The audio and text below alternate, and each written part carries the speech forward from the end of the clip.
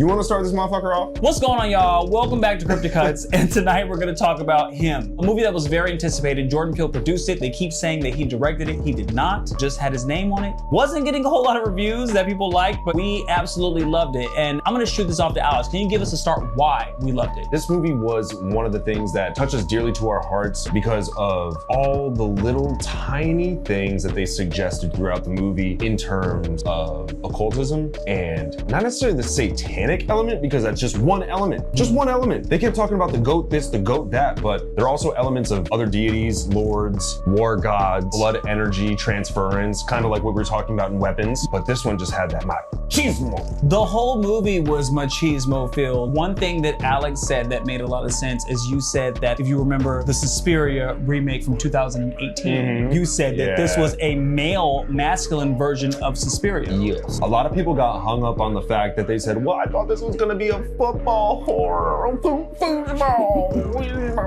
horror. Yeah, well, it wasn't, all right? This was not your foosball horror. The football part was just to build the tension, which we talk about this all the time. Once again, if you guys don't know what we talk about on Cryptic Cuts, we're breaking down these movies. And I talk about tension a lot. In Suspiria, they brought up the fact that there was a Cold War going on during the movie. And even though they're not giving you a lot of facts, just bombs going off, this, that, and the third, it's bringing a level of tension into the movie. Am I right, Greg? No, I completely agree. Am I right? Y'all saw it, or right? Didn't, or you watched it. Y'all watching it now because you want to see The football brings a level of tension into the movie, hence the head trauma. But it also ties in a bigger fact, which is something that we all got to discuss, which is what is Americana? I have some thoughts about Americana in general, and I think that this movie was a good tie because a lot of people thought we're gonna go watch a football movie, a football horror movie, which no one's ever seen a football horror movie before. We've seen football movies, we've seen horror movies, we've never seen the two put together, and I think that was the allure. And then people got into the theaters and they quickly realized, oh shit, this is not that. It was not that at all. This was well beyond a thematic horror.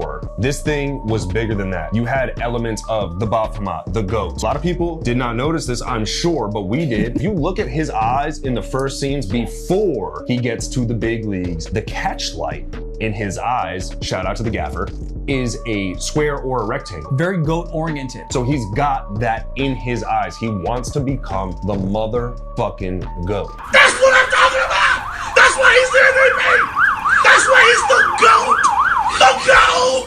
As the movie progresses, the catchlight in his eyes change. And also there's all these incredible tube lights going on around him, which I'm pretty sure are aperture infinity bars. But, you know, I can't be sure 100% because this just came out. We don't have all the info on it. A lot of the lighting was incredibly suggestive towards what they were trying to convey with the occultist tone of the movie on top of what a lot of people went there for, which was the football. But it was not about football at all. They used that as an arena for the modern day gladiatorial aspect of killing oneself for a motherfucking dollar bill, which is what they want you to do. In this country, we all know that's what's going on, and we're not having it. Much like the main character in the movie, he was not having it. And what he did, a couple things that you know they weren't expecting him to do. You know, a little bit of a Mary Antoinette off with their heads. It was a full read on America, y'all. Some of the comments that I saw before we watched this was, oh, this isn't a traditional horror movie. We're not doing traditional horror movies anymore. We're not in a traditional mind state, not in really a traditional country at the moment. So we're doing and seeing things that matter to what's going on right now. And this movie spoke in such a big way because it's about sacrifice. It is very ritualistic.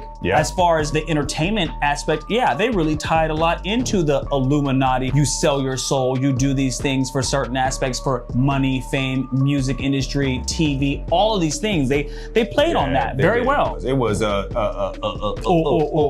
satanic. So many references to it. I mean, you have these four gentlemen at the end who are giving him the offer for the biggest contract in the league, representative of the Four Horsemen, might I add. And then you have all these other references. I mean, you have the triangle of fire everywhere. That is from occultism, you know, Wicca and other things. We also have other symbolism throughout the movie, which was the repetitive nature of threes. In almost every scene, there is a light that shows threes. Threes. Also, Marlon Wayans, his sword in his ear, a down sword, much like Luciferian, you know, believes of he's always has his sword down whenever you see him. But then also the main character has his cross on at all times. The whole time. There was so much symbolism in this movie that I think a lot of people couldn't catch this or didn't see. Like you even said, we look at this from an actor's standpoint and a videographer and photographer's standpoint. standpoint? In the first 5 minutes, I absolutely called out the fact that I said, this is gonna be about two things. Number one, this dude is going to try to steal his youth. He's gonna try to steal his energy. Or number two, the young man is going to kill the old man and he's gonna take his spot. And that's exactly what this movie was about. But what we're talking about is demonic blood energy transference. If you are a fan of video games like Devil May Cry, if you like other aspects like The Witcher, we know that a little bit of demon blood goes a long way. And that's kind of the aspect that we're getting in this movie. Now, we could go on for days and days and days and days and days about all the little things that go on in a movie like this, because I mean, honestly, like, we eat, sleep, breathe, and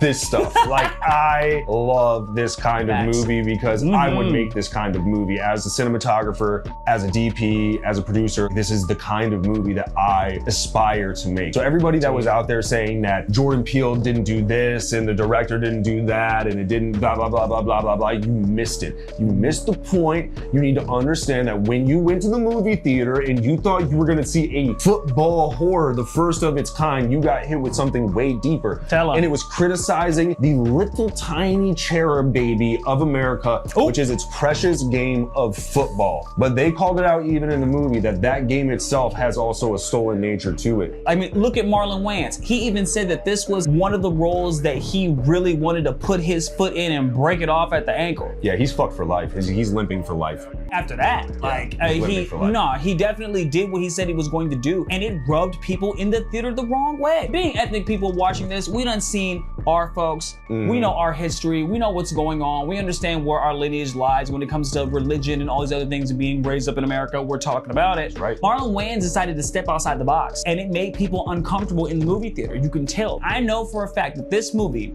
down the way, is going to be looked at as an extreme cult on top of cult classic because it's phenomenal. The fact of the matter is, y'all need to go out and watch the movie. If you watched the movie and you didn't get it and you got caught up on the lame fact that you thought it was gonna be a football movie, go back and watch it again. Then come back here to Cryptic Cuts. Get in the comments, tell us what you think, because honestly, Rotten Tomatoes got it wrong. You, if you thought it was 50%, got it wrong. This movie was a gem. It will be a cult classic, like you said, Craig. And in the future, you guys need to recognize what you're seeing is not what you get. And that is exactly what they were trying to say. And that is exactly what's going on in this country right now. If you're looking at movies and contemporary to the art in the times of what is being said about this country, and it's a little bit deeper. Yeah, I know some people thought it was too artsy, but get into it, because that's where the truth lies. That's where we need to come together and understand that a movie like this actually has something to say. Watch it, get into it. Cryptic Cuts. Follow us, baby, get into it, because I know y'all liked it. We're gonna keep talking about it. We're not gonna stop.